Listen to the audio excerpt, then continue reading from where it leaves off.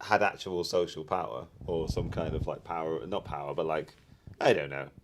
Maybe we did. Maybe it was representative of our feeling that we couldn't galvanize a movement, an ongoing movement in the new year, if we didn't continue this commitment to the occupation. There's a little bit of like fetishization of the occupation and the act of occupation. Well, So, you did more than I did well, back in the day. Back in the day. I'm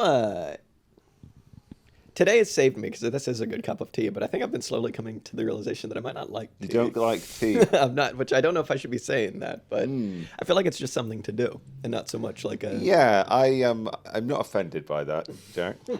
Our friendship is intact. Yeah. I sometimes I need it and sometimes I want it, and then I've had 4 in a row, and I'm like, Yeah. I'm not sure why I keep boiling the kettle, but it's just like, oh, I'm passing through the kitchen, I'll boil the kettle, you know. Yeah. It just becomes habit. I appreciate that. I appreciate that it's just something. Come over, have a cup of tea. Drink a cup of tea. I'm bored. I don't know. But the Yeah. actual tea bit of it, I don't know. Yeah. Fairly flavorless. Fairly. Okay. Yeah. Okay. I don't agree with that, but that's You're like- fine. It's you're like, fine, now it's I'm fine, getting it's offended. fine. But like, what I might be experiencing when drinking the tea is the sating of an addiction, Okay, sure. Yeah, a physical addiction to tea. which is usually enjoyable, I suppose. Yeah. Yeah. I mean, I never don't enjoy it, but I think I'm coming to the conclusion that it's just like, it's hot Yeah. water. I knew someone Not who used sure to, where the enjoyment is located. Yeah, and I think it is just in the ritual. So maybe I do enjoy it. I don't know. Maybe not. Maybe. What are you gonna Well, do? we'll work on it. Yeah, I'll do my best. I'll work on it. Yeah, I think it's having fresh tea. That was good. The tea that we just had, because I just got it, was good, and it Oh, I tasted see. like. When he says fresh tea, he means like fresh tea bags, not like fresh loose leaf tea. Yeah, maybe that's what I need to do. I don't know. I don't want to become this person that has a like coffee people are already a little bit like, I don't know. It's a bit Sure. much. 'Cause Yeah. I don't know. Coffee's kind of coffee. But perhaps what you need to do is just embrace the ritual. Get yourself a nice Yeah, teapot. true. Yeah. And Whenever you come over for the show, I'm like, hello, Dan. I have a teapot. get his tea set out. I do have a teapot and I have wanted to use it, so maybe I will do that. Uh-huh. See how you like it. Nice fine china. Well, we're back. We are back. We're back on the couch. Hopefully the light will be better this time, but yeah, here we are. The end of Jack's another permanent concern, week. Yeah. the lighting of this room, and how he's totally at the whims of the British sun. Yeah, I mean, it's never great, but what are you going to do? What are you going to do? I mean, these conditions aren't exactly great.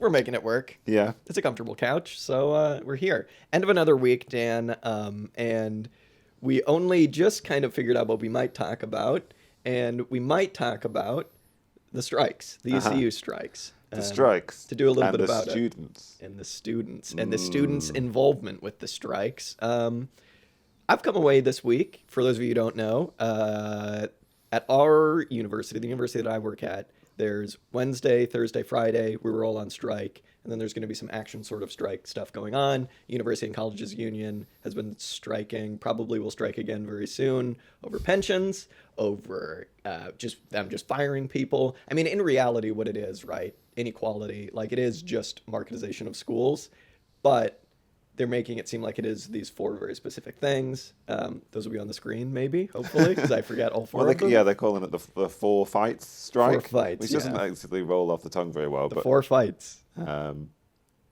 they are really the things that affect all strikes, right? They're like Yeah, exactly, yeah. pay and pensions Yeah. and job security And inequality. and overwork. Exactly. Yeah. Yeah. So we're going to talk a little bit about that. I've come away with this week feeling very heartened.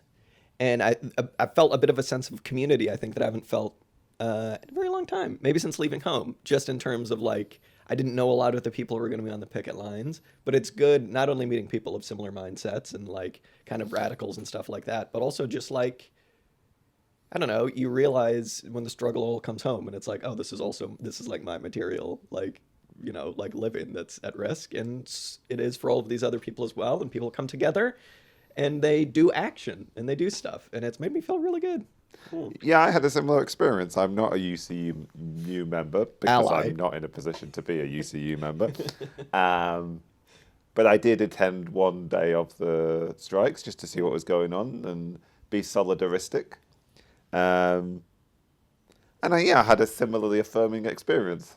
Yeah, it was I really mean, nice. maybe there's something unique about the makeup of the UCU being largely, well, the people on the picket line were largely students and academics. Fucking academics. I know, right? And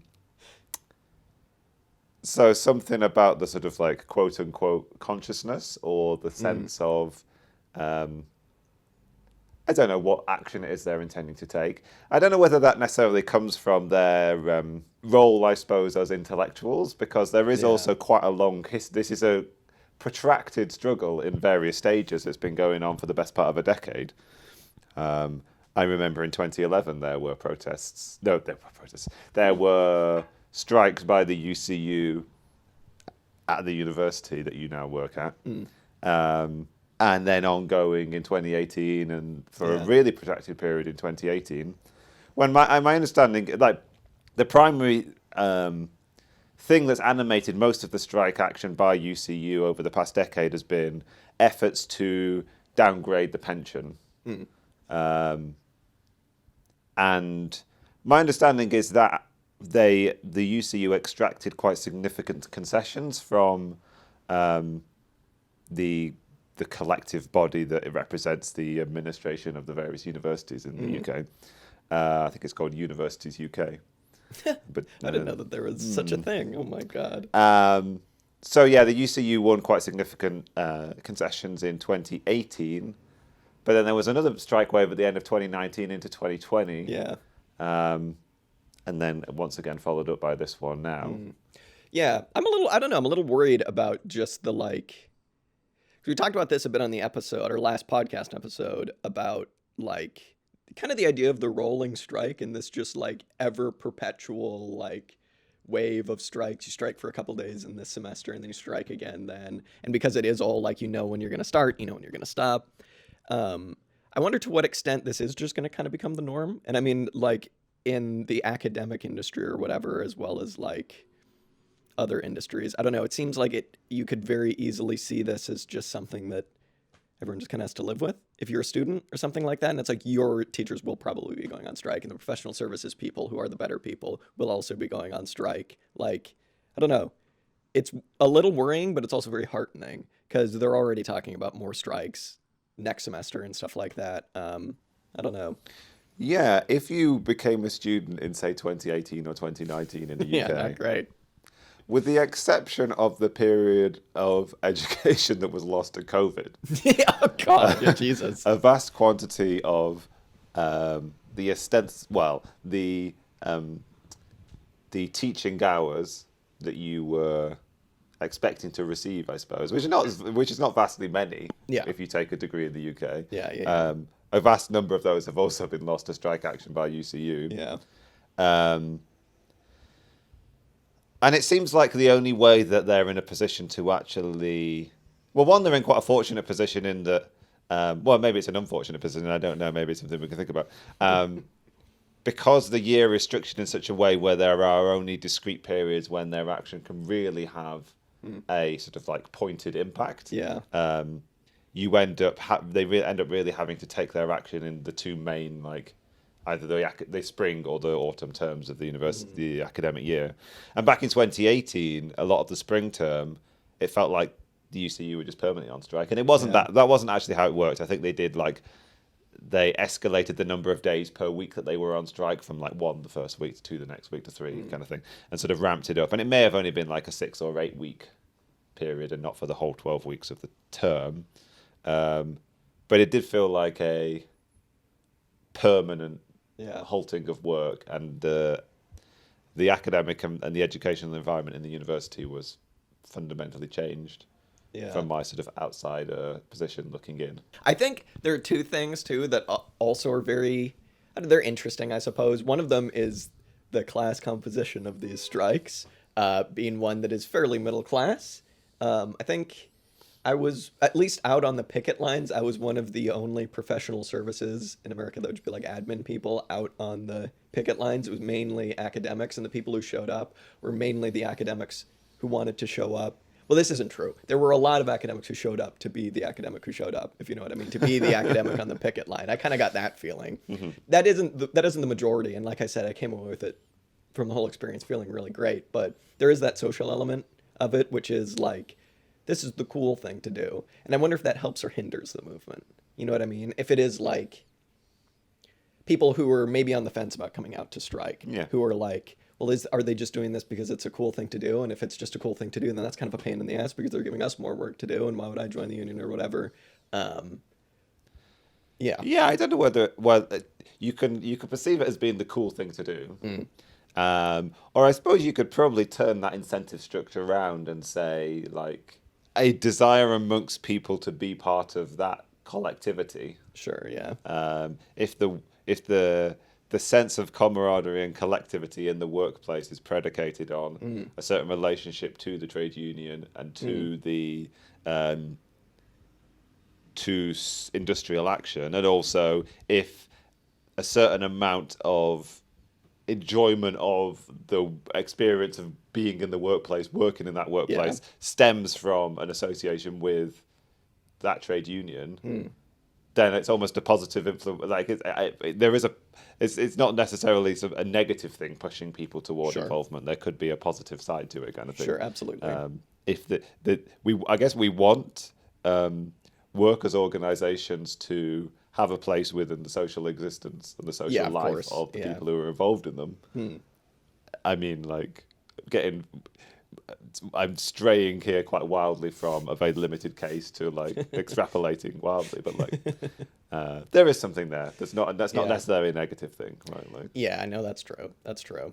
Yeah, it is also like, it was funny because there were 2 days of actual picket line stuff. There was the first day, which was mainly just all the staff going and like yelling at the scabs or whatever. And then there was like the second day where it was like student-led marches. And this was one of the first times, at least at the local university, where students came out and really supported in full force, like, hey, we are actually okay with them doing this. And beyond that, we actually support them going on strikes because, hey, what do you know? They're people, for one thing. And also, this is just another effect of marketization and of capitalization of capitalism just in general.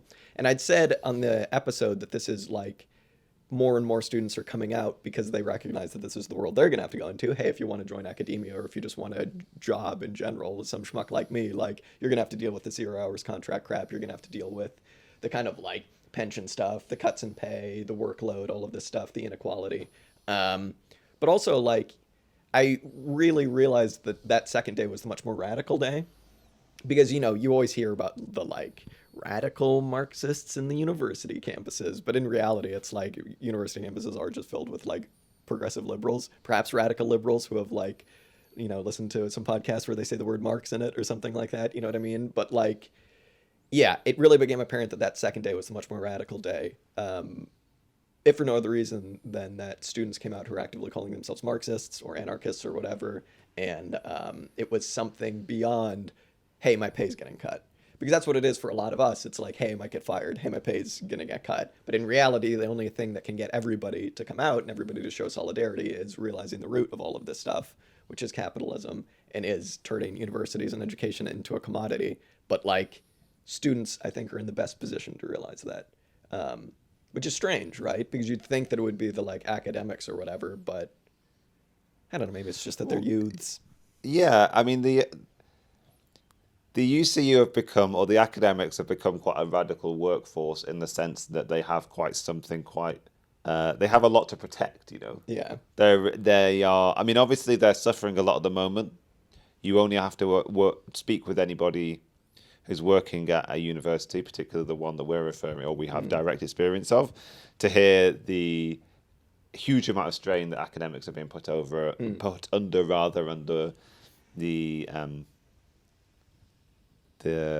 workloads that they're having to bear. Yeah.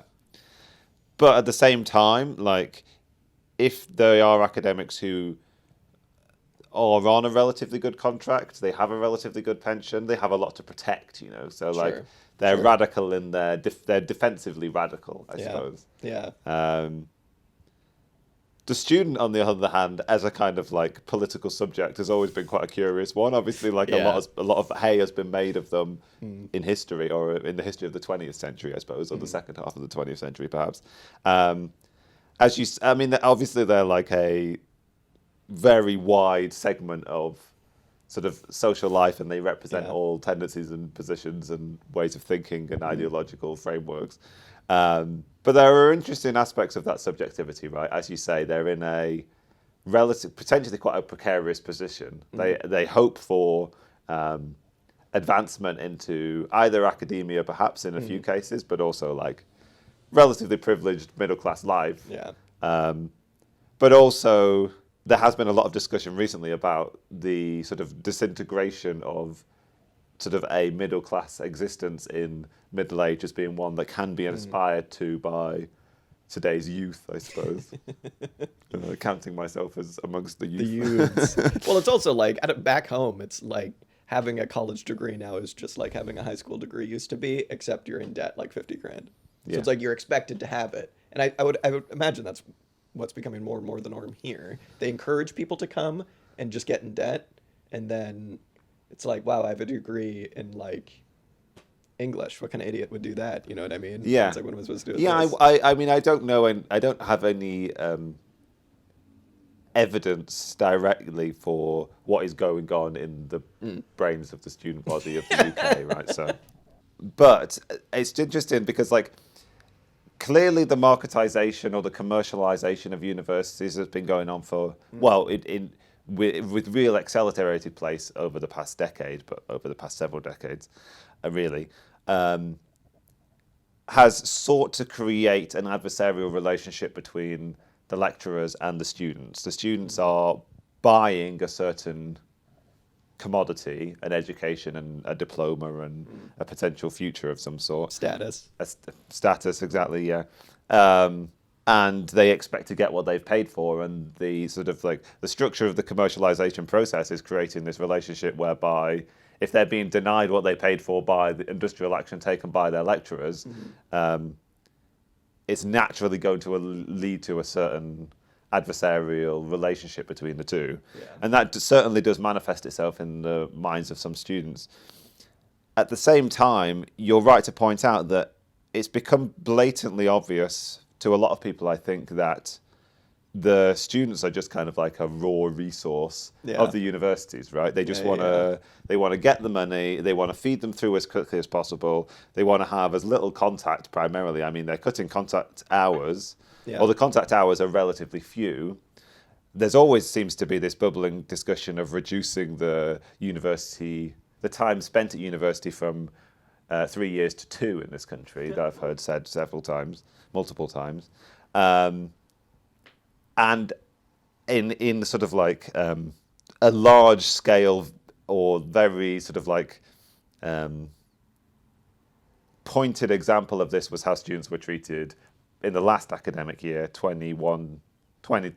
2020 into 2021, where the universities didn't exactly force students to come, but like coerced them quite heavily into coming and promised them the sort of standard student experience, which was very rapidly denied them, to the extremes where at the University of Manchester, for example, they were locking students into their halls in an effort to sort of quarantine people, and they'd put guards on the doors, and they directed like fencing through the common areas to try and divide people up, and obviously college experience it led to protests, but also like rent strikes and more conscious forms of organising as well. So I do wonder whether that sort of degree of consciousness raising that may well be happening in accelerated fashion over the previous years in the minds of students is something that's leading through to a more conscious degree of solidarity between the two. I mean, we saw that the representatives of the student union were out supporting the lecturers on the first day of the strikes. There've also been polls taken of the National Union of Students generally, but maybe also the student populace of this university that we're both associated with, that show that students were in a majority in support of the industrial. I think nationwide, I think UCU has done something. I don't know how they've done it. They could just be fudging it, but it's like, yeah, numbers in the range of 70% of students are like, yeah, Yeah, cool. yeah. So maybe the sort of veil has been lifted, Yeah. and the degree of solidarity that ought to exist between students and lecturers is becoming much more apparent. And the sort of like trying to think of some verbose language, the sort of parasitic nature of university administrations verbose. has been revealed. Yeah, I think you're right. I think COVID had quite a bit to do with the frustration of the students. I definitely deal with a lot of frustrated students in my role, and yeah, that's had a lot to do with it. And it's an entitlement, but I don't necessarily mean that in a bad way, because it's like, yeah, I mean, they are going paying through the nose for something in terms of like, if the university is going to promise it, it's not bad for the students to expect to get that. I don't really mean that in the sense of the strikes. I mean it in the sense of like COVID. Like if they just weren't going to be able to offer them certain things, they shouldn't have offered it to them. You know, what are you going to do? But I think maybe what we're leading towards here as a conclusionary thought, the revolutionary agency of college campuses, does it exist? Is there anything to it? I think I've always thought no. I think that that's always been a very bourgeois like ideology. Like it might have worked in Vienna in 1848 on the college campuses, but I don't know if that's necessarily useful now for our days. But I think lecturers are more and more becoming increasingly precarious in their work. And students are understanding that that's either the world they're going to directly go into in terms of academia or another role. And they're recognizing that, hey, this could happen to me. So there is a solidarity forming there. And I mean, like at the end of the day, like I know that a lot of lecturers get paid like a shit ton and have like skin in the game in terms of other incentives or whatever. But like, man, more and more universities are just relying on these 0-hour contracts or shit like that, and just paying people like, I don't know. I know so many people who work at college campuses as sessional lecturers, and they get paid for like 15 hours and have to work like 50 or 60 a week. You know what I mean? And like, I don't know. It's wage work, you know what I mean? And like, if we're going to have a definition of the proletariat, which is one that relies on the wage fund, these people absolutely fall into it. I think the mistake would potentially be to say that this is where it's going to come from, baby. This is where the revolution is going to come from. But that's a mistake you could make with any workplace. It's not just going to come, presumably, from the factories. It's not just going to come from the farms. It's going to have to come from all From of out us. of space. From outer space, exactly. From the aliens. I suppose I should clarify that I wasn't intending to suggest that everybody that was out on strike over the past few days functions as some kind of labour aristocracy and is sort of like reveling in the sort Their of status. pseudo bourgeois Their existence as six-figure wealthy salaries. lecturers. I mean, I would like to see more professional services staff in the union. Oh my God, dude, there were so many times on the picket line where they'd be like, and we stand here in solidarity with our lecturers on strike, and somebody would be like, and they'd be like, and the professional services staff. And I'd be like, yeah, fucking right. Yeah. I guess a concluding thought from me that you just inspired in me was perhaps to think, well, the students at university at any given time may not represent the vanguard of a revolution. Yeah.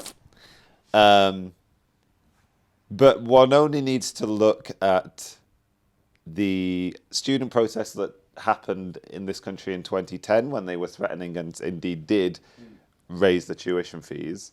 There were mass strikes, but then also mass protests, but also like student occupations across the country at the end of 2010. And a lot of the people involved in that movement then used that as the building block from which to build their politics upon. And a lot of those people and a lot of that energy went into sort of like Corbynism and the sort of leftward shift of the Labour Party. Now, that's not the sort of pinnacle and high point of our politics, but it does sort of suggest that like certain experiences during student life do go on to influence people's politics. And as you say, like students are going to be the workforce of the future kind of thing. Not in its entirety, but they certainly will go on to be wage labourers and workers. Yeah, wage slaves. And a sort of certain galvanising political experiences in youth do go on to have a significant impact in people's politics in later life or throughout their life. Absolutely. I mean, it have to be. So It's how did Rosa Luxemburg frame it? It's like, or how would some Trotskyists frame it? It's like, this is how the working class learns, is through struggle. I mean, kind of. But two things, I guess, right? Like, first of all, everybody, two things that need to happen. Everybody does need to realize that these are just symptoms of the same disease. Everybody needs to recognize that all their problems, and I'm going to say all of our problems, come from capitalism. I wouldn't have any problems at all if it wasn't for capitalism, Dan. And secondly, there needs to be somewhere for these people to go. Not necessarily just a trade union. There needs to be somewhere to go where everybody can work together. And that sounded very like cheesy, but like everybody's got to work together, and there needs to be some sort of party where people can go to A big party. a big ass mass- party, a the mass biggest party. the biggest one you could have.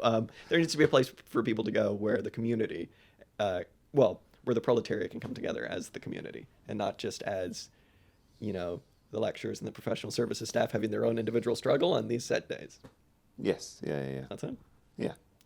We've solved it. There we go. There won't be any more strikes. All right, cool. Anything else to say on UCU? I don't think on so. Our We've brave covered it, UCU I think. friends. Yeah, solidarity with UCU. Yeah. There will be further strikes in the future, and Will be. if you're a student, get out and support your Absolutely. support your lecturers. What was the catchphrase they kept saying? Your working conditions are our learning conditions. Yeah, something like that. Yeah. Yeah. I liked when they say cut back, we say fight back. Never heard that one before. I will, yeah. Physically get out there and support them because, there were some times where the picket lines were a little sparse, and I felt like more of a The one person picket. the one person picket. I know it well. I'm just like staring at scabs in the windows, like I didn't do that. I was very polite. But yeah, I don't know. Yeah, we're just got to support people who are in the struggle because you're in the struggle yourself, and their struggle is our struggle. So there you go. All right. Anything else? I think we're good. Solidarity. Solidarity forever. We'll be back next Friday with another podcast episode. I think that's what we're doing now. Yeah, it's going to be great. And it will be great. Yeah. All right. Thank you. Bye bye. See ya.